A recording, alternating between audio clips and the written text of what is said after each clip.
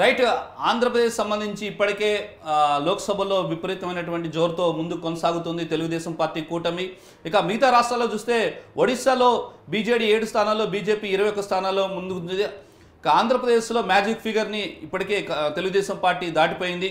మరోవైపు రాజస్థాన్లో కనుక మనం చూసినట్లయితే రాజస్థాన్లో ఇంకా భారతీయ జనతా పార్టీ హవాయే కొనసాగుతూ ఉంది. మొత్తం మీరు చూసినట్టయితే చండీగఢ్లో ఒక స్థానం కాంగ్రెస్ పార్టీ ఇప్పటికే లీడ్లో ఉంది. చండీగఢ్ లోక్సభ స్థానంలో కనుక మనం చూసినట్లయితే, మరోవైపు ఛత్తీస్గఢ్లో భారతీయ జనతా పార్టీ 5, కాంగ్రెస్ పార్టీ 6 స్థానాల్లో ఉన్న లీడ్లో ఉంది.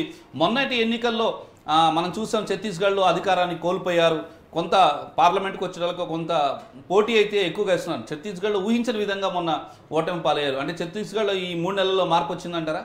డెఫినెట్గా ఇవాళ దేశ ప్రజలు రియలైజ్ అయ్యారు. దాంట్లో కానీ ఇవాళ ఛత్తీస్గఢ్లో, ఎందుకంటే గతంలో ఛత్తీస్గఢ్ మా ప్రభుత్వంలో ఏ విధంగా రైతులకు న్యాయం జరిగిందో, ఇవాళ బీజేపీ కొన్ని వాళ్ళు చేసినటువంటి ఎమోషనల్ పాలిటిక్స్ వల్ల ఇవాళ బీజేపీని అక్కడ గెలిపించడం జరిగింది. సో ఇమ్మీడియట్గా ఈ రోజుల్లోనే రియలైజ్ అయ్యారు తొందరలోనే ఇవాళ బీజేపీ ఎంత ప్రమాదకరం. వాళ్ళు చేసేది ఒకటి, చెప్పేది ఒకటి.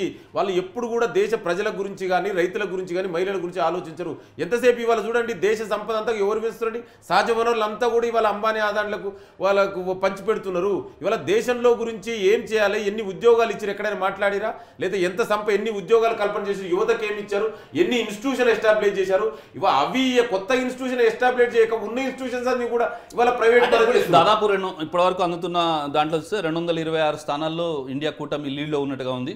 So you feel very happy this majority అంటే లీడ్ అదే కదండి. ఇంకా కూడా మాకైతే నమ్మకం ఉంది. డెఫినెట్ కూడా ఇవాళ కాంగ్రెస్ ఇండియా అలయన్స్ దేశంలో కాంగ్రెస్ ప్రభుత్వం ఏర్పడబోతుంది.